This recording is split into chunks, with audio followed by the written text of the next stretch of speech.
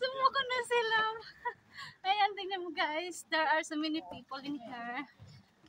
This is very beautiful place. But, you know, I'm very tired.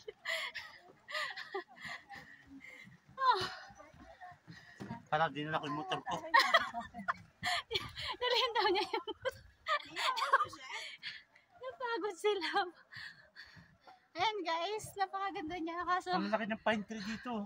tayo mag-picture pa lang na sila. Alis na. Grabe. It's not fair. Tubig. It's very tired, you know.